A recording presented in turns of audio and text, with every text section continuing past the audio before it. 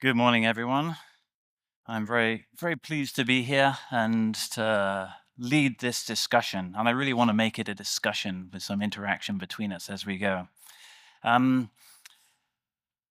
Navigating asset divestment in Africa's upstream sector. So this for me is a proud moment because it's about the indigenous companies taking over control of these assets and developing them. And our team is all from Nigeria, and that's where it's leading the frontier, of this activity is happening, leading the way. And it's perfect because there's a tremendous skilled resource base there in terms of the people and capabilities. And so we'd like today to explore that activity and how it's gone, since it began around 2010. And I'm going to start with our panelists with some quick fire questions, just so we all get comfortable and we can, break into this topic. So for each question, I'd like an answer from each of you, fairly brief, concise answer from your perspective with respect to your role and the company and so forth. So what do you see as the single biggest reason IOCs are leaving Nigeria's onshore and shallow water assets? So, Dipo, let's start with you. Okay. I think it's really about portfolio high grading, right? So it's late life. You're looking at assets that are costly to operate, assets that might have more emissions that you'd like in your global mix of portfolio, and ultimately you're getting to the end of that MPV valve. So that's what I think. But it also presents an opportunity for the indigenous players to step up. Yeah, very good. I think the other reason will be, I think the IOCs also realize or recognize that the indigenous companies are probably better at managing the onshore risks, particularly as it relates to community and security related issues. So I think that's another reason probably why they are choosing to focus more on the deep water. So they're better suited. So we're going to come back to that point later on today. Yeah.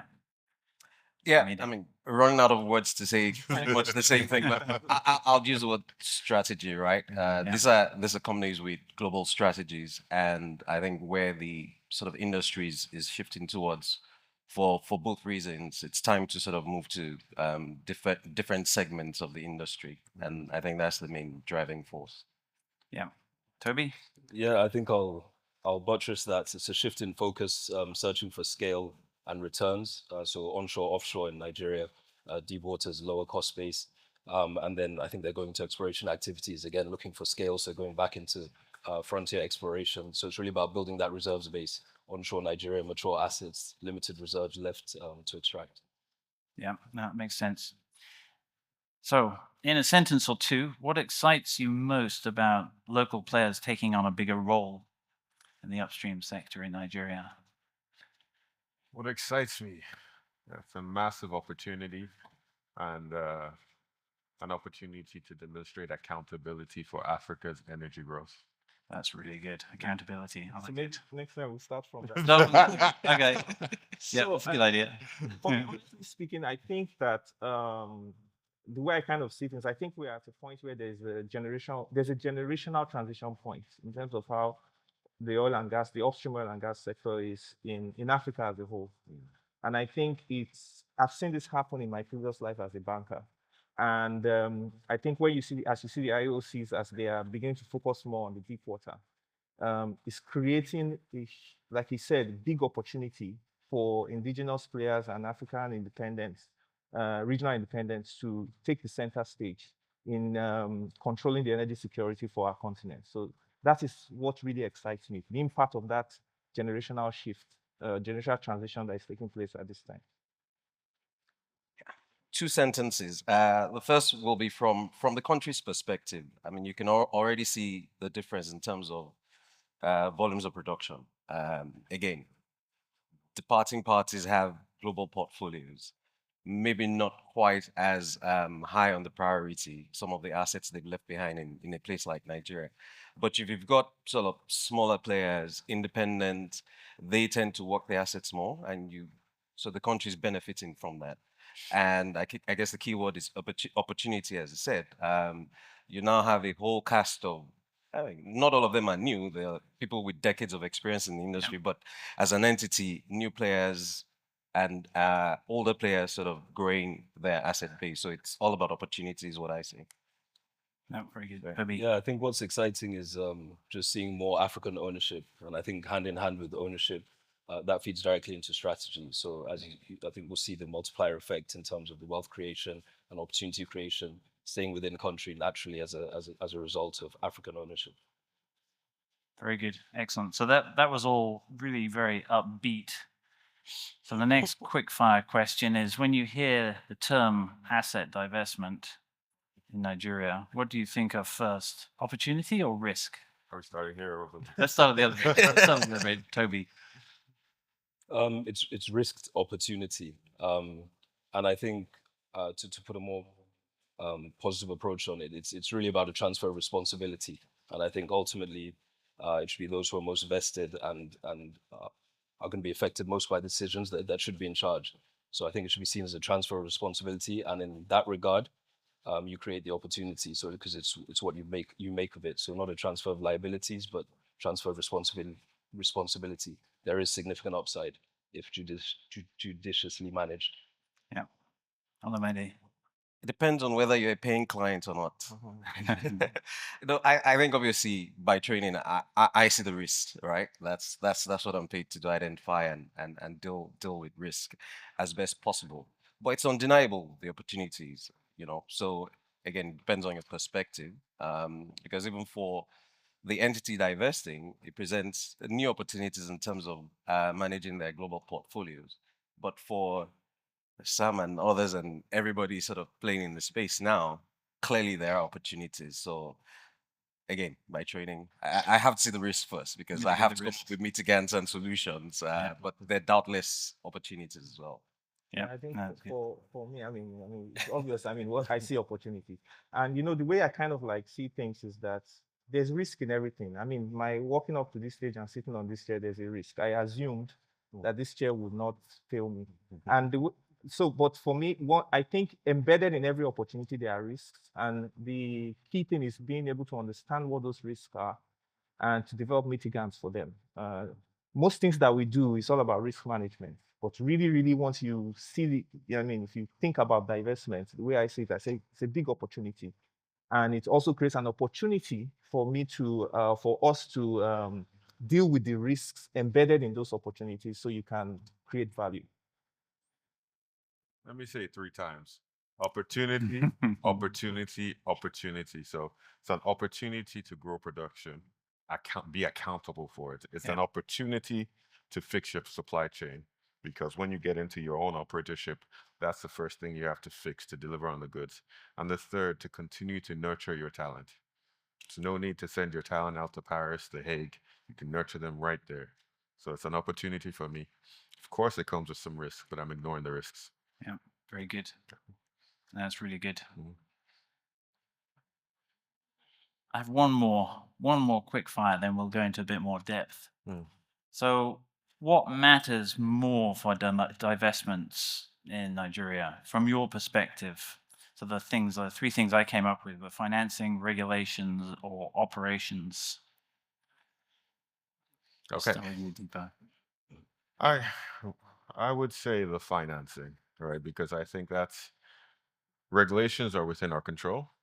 And once you get the asset, you're accountable for the operations. But the financing is something that we still don't have accountability for in Africa. And I think it's the greatest barrier to overcome. So that's Okay, so for me, just based on the kind of deals that I have worked on, it's difficult to say one thing matters most, but the categories I kind of look at it is, first of all, I think technically, it's very important that you have the right technical capacity and capability to be able to deliver on an asset. Because ultimately, when you take advantage of a divestment opportunity, you want to create value. And so I think about it in a technical capacity bucket. The second one, like Dipo mentioned, will be in financing. And when I talk about financing, I'm not just talking about ability to raise money to do the divestment, but ability to manage your financing, in such a way that you can use your financing to create value. And then the third bucket will be for me stakeholder management. And in there, I will put in everything from the ability to manage the communities, work with your partners, the regulators, and every other interaction point that you have. And I think those three things are extremely important in order to make success of any divestment opportunity. I'll echo Sam's point, but on financing, I'll add that I think what is becoming clear is it's critical not just that you can manage your financing, but that you have the right structure. Different assets, different issues, different history, different corporate structure. What worked on that deal may not be the right thing for your deal. That's very true. And so Yeah. it's critical. This is a bit of a plug, but it's difficult. It's important to have, whether it's legal, whether it's financial, whether it's any other advisory you have, the right team. You know, you're talking to the right team. You're putting in place the right structures, because what we're beginning to see, I mean, some transfers are now sort of a decade old, some are a few months old, but you're beginning to see not everybody has the right financing structure for their assets, and so it's critical to make sure that you get it right in terms of structuring. Yep. Yeah. That's good. Tobi, can you add to that? I mean, from a finances perspective, I think it's always easy to highlight the financing, but I think financing is simply a tool. So from a finances perspective, we're looking at the operations and the regulation, what are the fiscal incentives, and in terms of the operations, you mentioned mature assets. What is the plan for judicious spend, and what are the returns that are coming from that? If the answers are in place, the financing falls in place. So I don't think it creates anything in and of itself, but it's a tool that can be deployed, that can make the thing run when all other factors are in place. That's good. I like it. Very good. So that's the end of our quick fire responses to get us going. I'm going to start with you, Tobi. And it's on the same theme. So most of these acquisitions have been billion-dollar transactions, certainly recently. So what financing models are actually being used now? You know, is it debt, private equity, syndicated loans, hybrid structures? And how have these structures changed over time? So it really relates back to that last point that Olamide brought up. So I think the main problem to solve for is always going to be equity, particularly when you talk about the Nigeria deals, when you're talking about the scale of those transactions over $1 billion. So if you think of an asset that's producing, there's always going to be, you're going to be able to put leverage on it. So there are options. Commercial banks, multilaterals can do senior debt, RBLs. In instances where we've seen that timescales are short, we've seen vendor financing, bridge financing put in place. There's also a lot of liquidity in the market from the traders, I think offering prepayment financing in return for offtake rights.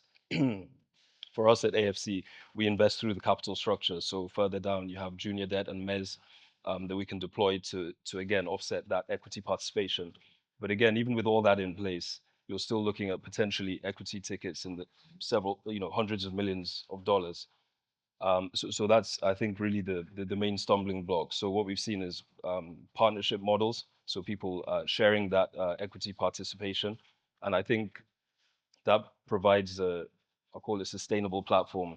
Because the other thing to consider is that people always look at acquisition prices and acquiring these assets, but the other part of that consideration is the follow-on capex required to sustain the production forecast that's keeping the leverage in place.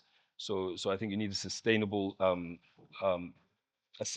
solution, and you don't just solve for the immediate challenge.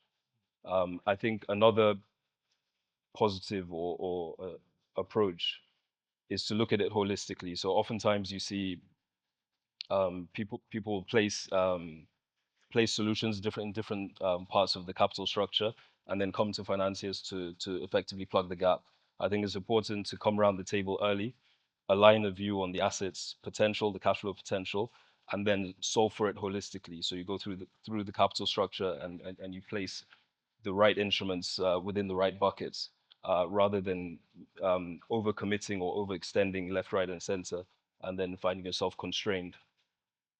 If I can add something. Yeah, please do. To what we said, because I think the last point you made is very important. What I have noticed is that most times for a lot of these deals, we kind of like think about financing in just the buckets of debt, MES, equity, and all of that. But I think what is also more important, and this is something I learned working with Ade, who I just heard is the regulator. I didn't know. I mean, working with Ade, is that sometimes a lot of these things is all about the structuring, really. It's about finding out how the asset is going to perform over a period of time, and also understanding the investing public. Who are the people investing in upstream oil and gas?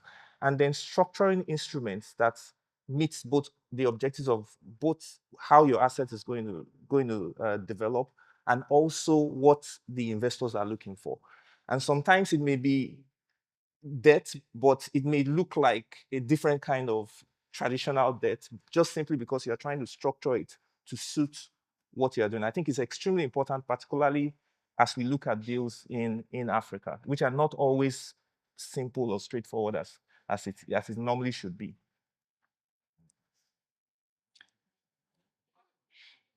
That's good. Have the I guess this is a developing situation, and it continues to be a developing situation since the the asset divestment began, and how these instruments are used. And so it's nice to see that maturity is going quite quickly, and that understanding of how to allocate these various financing mechanisms is being applied.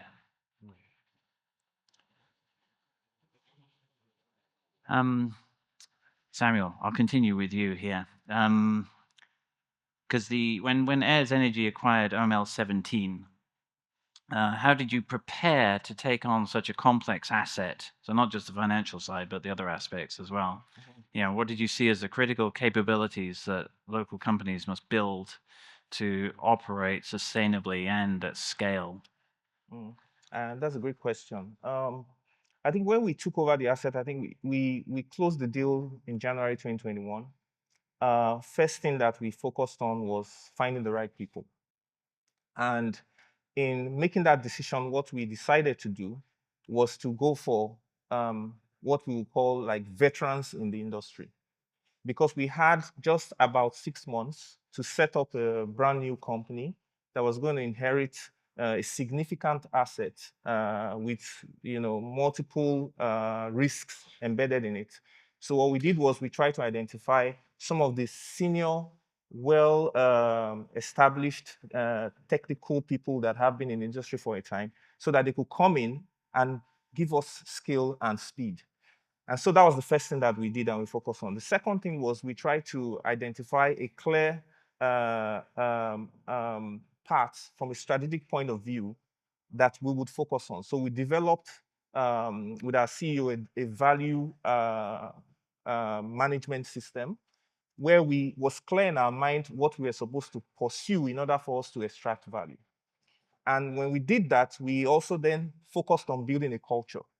One of the most important things as far as, coming from an investment group where we do business, we get into business all the time. One of the most important things that we realized was we needed to have a culture that will allow us to execute effectively. So we spent quite a bit of time trying to define the culture of the organization, which was simply put to develop an organization that is not activity-led, but outcome-focused. So you could be doing a lot of things, but we try to build an organization that is tied towards achieving particular outcomes. So once we had all of that in place, the rest of it was dealing or addressing the issues that allowed us to transform. And the results became very evident within a short period of time. First of all, we took over operation of the assets much earlier than the 6 months that we had in the transition agreement. Secondly, we doubled production, moved it from 27,000 barrels when we took over from the previous operator. Within 100 days, we had done over 50,000 barrels. Thirdly, was we put in place an operational management system that allowed us to effectively transition from a business that was managed by an IOC for many years into a business that is now managed by an indigenous player that is more nimble and flexible. So I think those were the important elements that kind of help us to get to where we are today.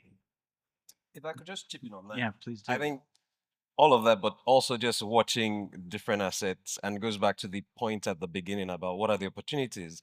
I think one key thing is host. I mean, these assets are on land and shallow water, right?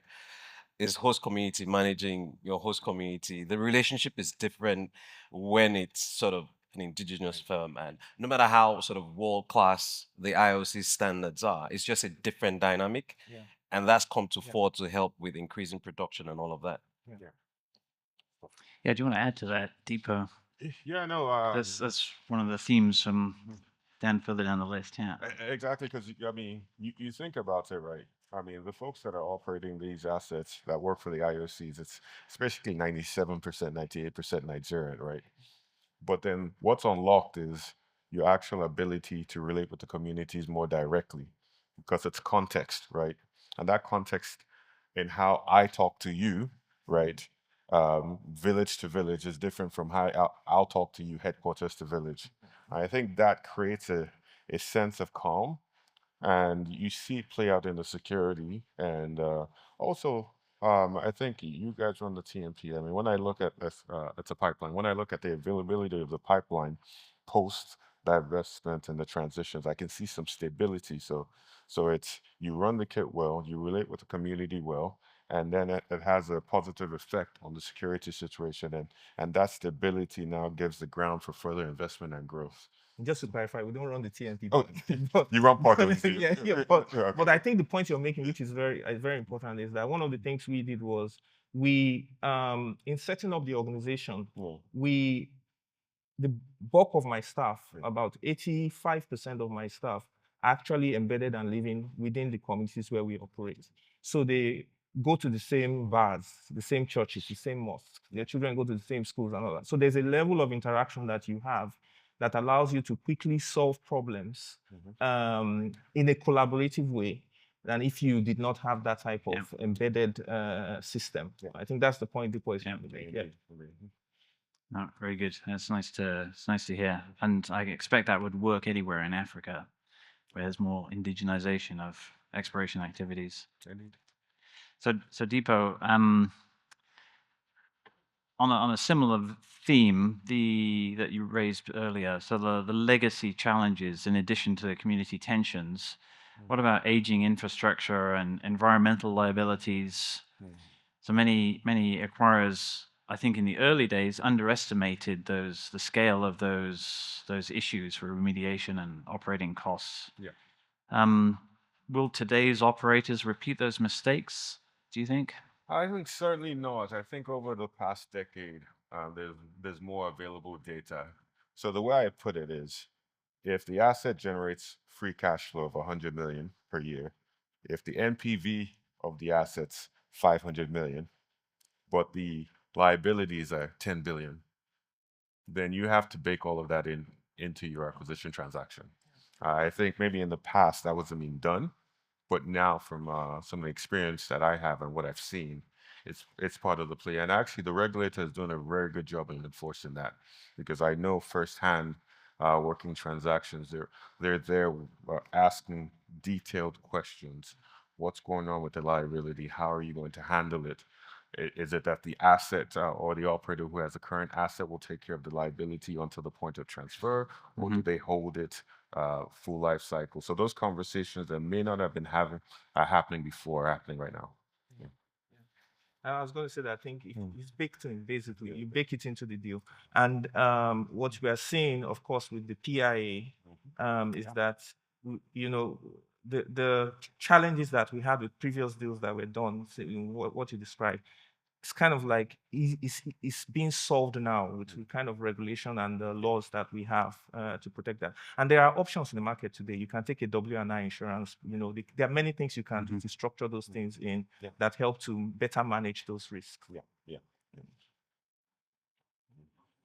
And I'll just add, the key thing is data. You can't manage what you don't know. Yeah. And I think now we know. Yeah, and that ties back well to the previous interview with Diligence. Yeah, exactly. Yeah, same things. Olamide, so with billions of dollars at stake, head of financing, regulatory compliance, environmental liabilities, community relations, all things that we've raised already. How do they combine to shape these risks of these transactions?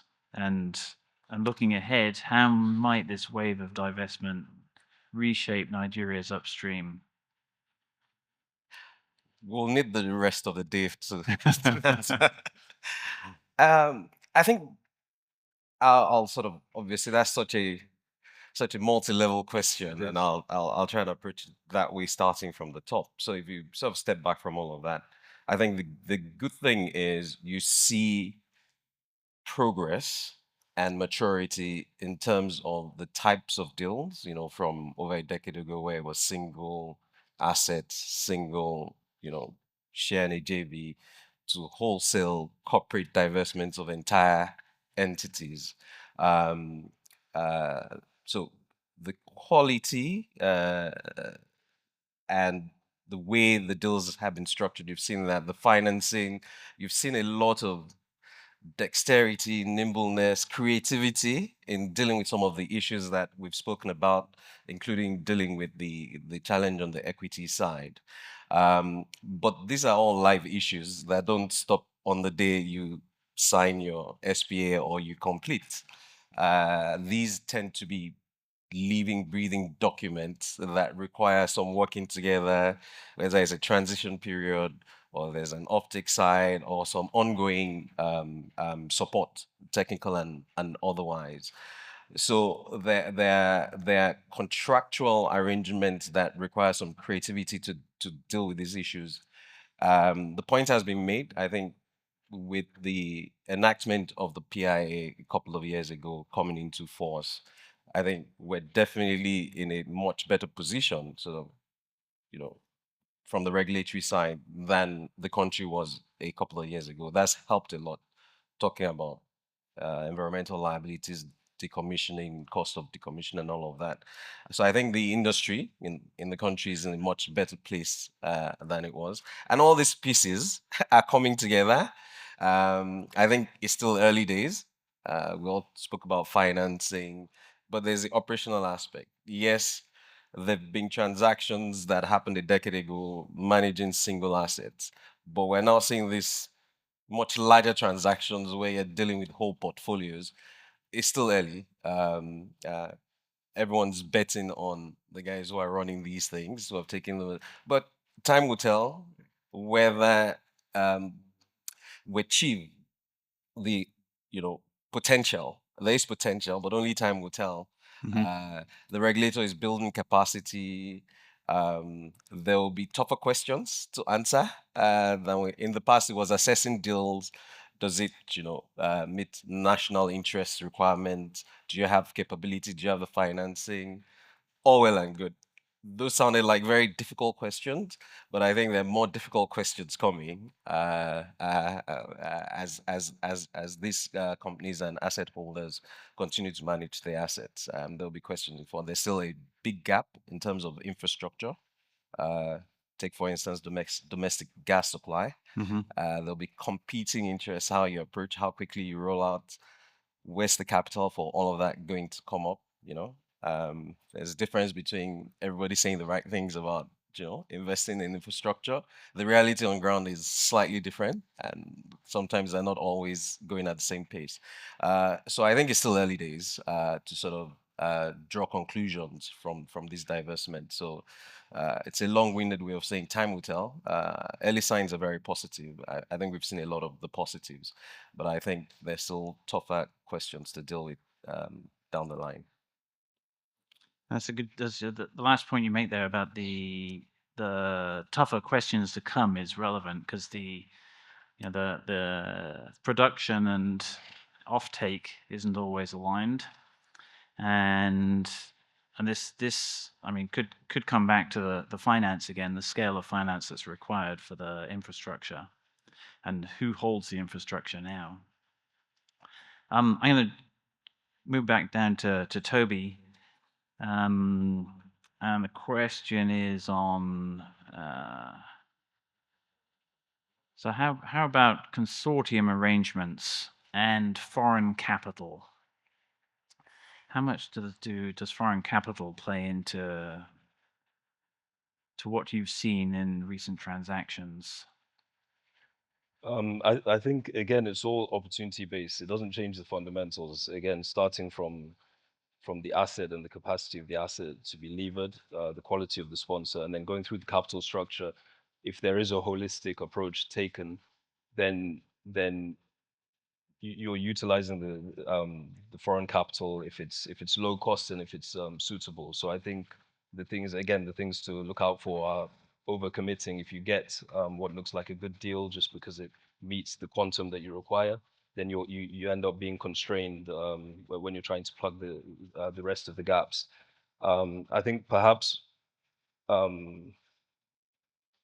what a structure that's more used is importing foreign capital in kind. So I think as expertise etc still going, particularly as you're looking in more at gas than oil, which is a less mature sector in Nigeria in terms of local expertise, the transaction precedents etc, then perhaps people importing services etc in kind and lending those services to projects. Again, it's about getting the most, so not just looking at foreign capital as foreign and therefore better. If it's low cost, yes, they do have cheaper sources of financing.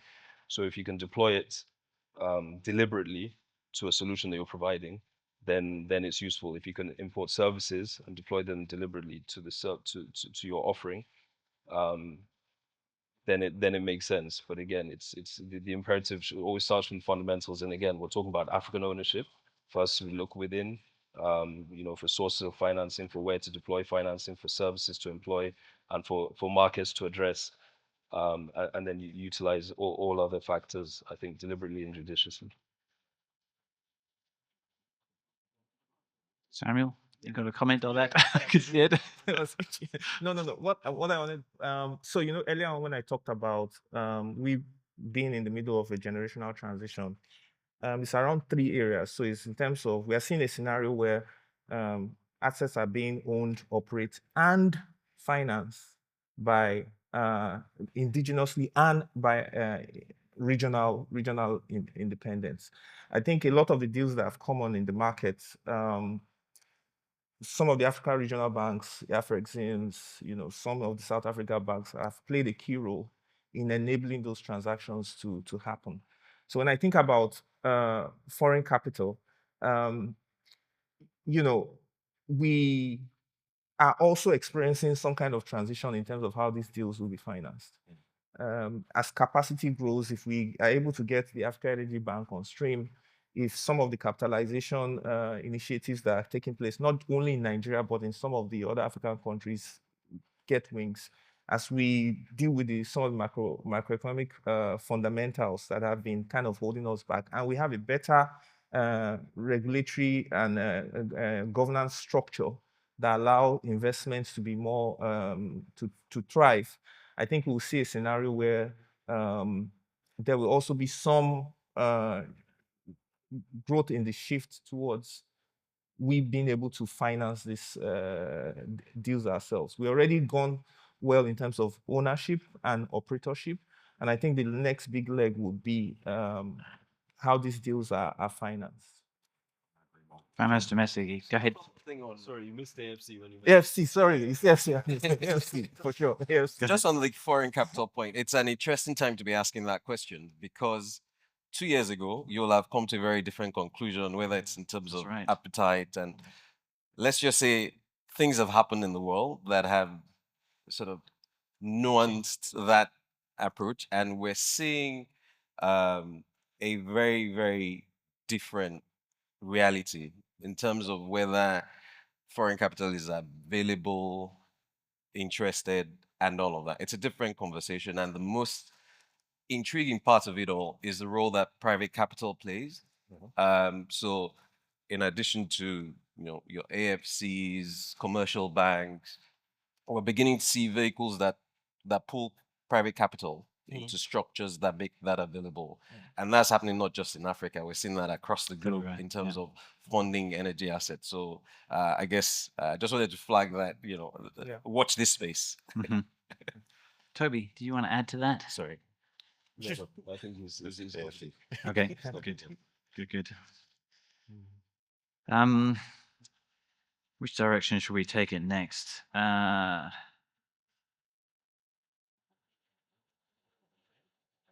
What about, so Nigeria is setting the standard here in terms of this divestment. There's two parts to this. Do you expect that there will be similar divestments elsewhere in Africa? And are the African players, these newly formed producers, going to step outside Nigeria and explore elsewhere? Who'd like to take this one? I'll open it up. It's already happening because if you look in Egypt with the Respecco and Babetco assets that Shell had, I mean, in Gabon as well. Yeah, so the divestments, I would see it as a glass half full thing, right? Because you start off with a brand new greenfield development that's complicated and complex to build. I mean, now with the deep water, ultra deep water, so you need organizations that have that capital and have the manpower to deliver. But it transitions into the independence and then it goes smaller and smaller and smaller. I go back to my experience in Oklahoma where it gets down to a point where it's two people managing a rod pump well. So it's the natural progression, right? So divestment sometimes seems scary. For 2 reasons. I'm running teams in my past employer, and the talk of divestment started creeping in, and everyone starts panicking. From one, will we have the right kind of people to run the assets? And I go, you guys already run the assets, right? And second, people wonder about judicious use of capital. But we've seen that story evolve over time, and organizations like Heirs are doing well. I mean, the brownfield champions of the world, using this much money to generate that much oil. Yeah. So it's something that will continue to happen. Now, the second question: will the local independents, the indigenous folks, start branching outwards? Yes, why not? Why not? It's just there's a season for everything. Shore up the home base and then look for other opportunities.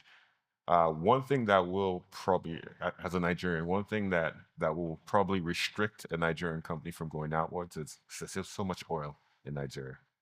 And Nigeria is basically a gas play masquerading as an oil play. So there's that much more gas available. But if we were in a play that had maybe just 1 billion barrels to share, I'm sure you would see, like any other industry, you would see folks go out. Yeah, I also think that if you look at what's happening across the continent, I think there'll be more divestments. And the reason I say so is that the IOCs, there are many more opportunities that they're seeing across the globe, and they have much better technology for ultra deep water, and there are new frontiers that are opening in different parts of the world. In rebalancing their portfolio, it's highly likely that they will look at areas where they've maximized return and the assets are quite kind of mature, and be able to raise capital to invest in some of these other areas. In Nigeria's case, we've seen a scenario where they are moving out on onshore and focusing on the offshore. In other markets, it may be different. Angola, for example, in Angola, a lot of the oil and gas actually started in the offshore deep water, but we are beginning to see that there is some focus around onshore opportunities. And in some of the other markets, like you mentioned in Gabon, we are seeing things happening, brewing up in places like in Congo. So I think we'll still see some divestments. And that's why I say again that it's a really it's a transition time. It's a good opportunity for a good time for a lot of indigenous and regional independents, to basically to explore. I would support. I agree with that. And the IOCs, they're the ones that are leading the charge in exploration now across Africa. Yeah. So that's really become their focus in specific geographic locations. Right, we have 5 minutes left.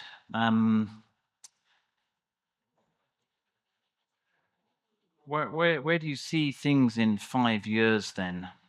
So the indigenous African companies, they're not doing exploration per se. They're taking on divestments and producing and optimizing operations. They can take that to some markets overseas. Do you see any other changes coming in the next 5 years for indigenous companies in Nigeria? Well, I- Who wants to start? Go ahead, Dipo. Well, I mean, traditionally, the indigenous companies are taking over the onshore and shallow water. Yeah. But as you see recently, I can speak about my organization. Oh, we've gone straight into the deep water. Yeah. And it's not scary. So my assumption is that more and more indigenous players will also participate in the deep water space. The last deep water bid round by the regulator, we saw more and more indigenous folks Yeah. compete and beat IOCs out of play. So that's where I think the future is locally. But I also think beyond that, I would then see the IOCs as a minority player in the African space. I think this year, when you look at the production share, I think the indigenous players in Nigeria have taken over. So it's greater than a 50% delivery of volumes. So over and over, it will keep to evolve. Yeah, I think there'll be massive changes. So you speak about optimizing, reopening wells. That only lasts, I don't know, 2 years, whatever. If you're talking 5 years or not, yeah, you'll see a lot more exploration.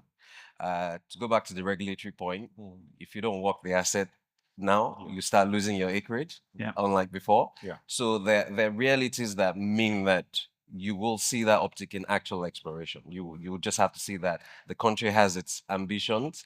I think geopolitics will play a part in this. Imagine if you're a country that used to be able to buy Russian oil, and that may no longer be an option. One of the places you look to, especially if you're in a certain part of the globe, is Africa, right? And I mean, there's no bigger producer than Nigeria. So I think that will drive a lot of things. Sort of 5 years. I see, I mentioned at the start that it's early days. As with every race, some people will do well and excel, and some players will fall by the wayside. So when you think divestment, you think IOC this. No, but you're going to see two companies who bought assets about the same time, one outperforming the other and picking that up. You're going to see that. And I think especially with those that operate assets, you're going to see them expand to other countries. Yeah. Because there's nowhere else on the continent that you have quite the same depth in terms of how long that industry has had indigenous players with such a large pool of talent, experience, and all of that. So it only makes sense in terms of relative advantage that you see Nigerian players play in other African countries. So I'll expect to see that in 5 years. Yeah. Just to add, I think first of all, I think we kind of sometimes underestimate the proficiency of the kind of reserves we have on the Nigerian continent. I think that we have more than enough to last us. I'm not saying there won't be exploration and we shouldn't explore, but I think with what we have already, I think the focus should be on being able to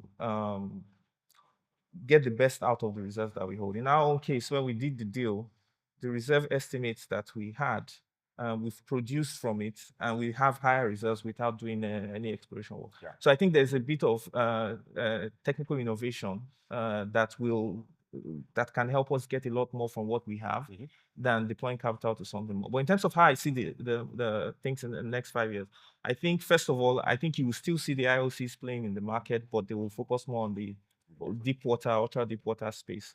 I think the shallow water and the onshore will be dominated by the indigenous players, and I don't think there will be. And I think in that space there will be maybe 2 or 3 categories. There will be the real big players who are more or less stepping into the shoes of the IOCs, and I think Heirs Energies will be one of them. And then there will be probably a mid-size type group that will take advantage a lot of the marginal fields and some of the kind of like small, and be very proficient and produce their 100, 200, 500, 1,000 barrels and do it very, very well. But you will see the onshore, I believe you will see the onshore market unleash more of its potential than we've seen in the last 10 years. And then the third thing I think will happen in terms of big changes, on the regulator side, I think we will see a more active regulator. The regulator's mindset is gradually moving from regulating an industry that was largely dominated by the IOCs to having to regulate an industry that where you have much indigenous and smaller players, and being able to allow them to create value with more practical regulation. And the regulator is already thinking in that direction and putting things in place like that. So that's what I think. No, I think so too. I think so. And I think as you produce and optimize production of those reserves, I mean, Nigerians are consummate business people. You're everywhere in not just Africa, but worldwide, and very successful. And I think that appetite will continue, and you will branch into exploration and do other activities too down the road. So we're out of time. I'm going to finish with one last question, a closing question that each of us can answer.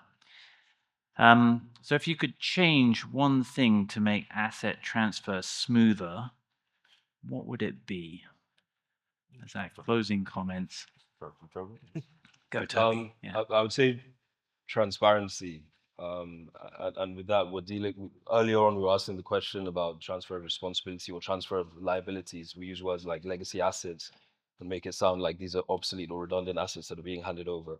I think a more honest and concerted process to share and be open with, this is what you have to face. Again, financing is a tool, and even operational strategy. With the information, there's likely a solution. If you try and pre-solve what you think the other person's trying to avoid, or you try and bake in too many preconceptions, I think it distorts the process and it sets people up to fail. I don't know about change, because I see the progress. It's just everything happening should have happened earlier. We don't have the benefit of time travel, but the actual have been passed earlier. I mean, that took 15 years. The regulator is getting up to, I mean, these things take time, right? But I think the general trend is in the right direction. So I guess it's more of accelerate than change. Look, there's no perfect setup anywhere in the world, right? If you pick any country, I can quickly tell you the problems I have with it. But I like the direction of travel. If we could pick up the pace. Absolutely, I agree with Olamide. If you had asked me this question 5 years ago, I would have had a couple of things to say, one of which would be the approval process just generally. But I think that's with this current government, the current government we have in Nigeria, is like night and day. It's completely changed. And I think most times when all these deals are being worked on, most of the other things we can kind of figure. And when we come to the point where you're looking for your approvals, we start holding our breath. But I think that has changed now. And I think it's really the right time for some of these opportunities to begin to sail through. I really think so. Yeah, I'm going to have to agree with everyone and say it's been gradual and it's good. The regulation is stable. The more deals that have passed, the more benchmarks, the more available data, and the more transparency. So we're on the right track. Nothing to change. It's just to continue to accelerate. Very good. Yeah. Excellent. Thank you very much, everyone. Thank you. Let's give this expert panel a big hand.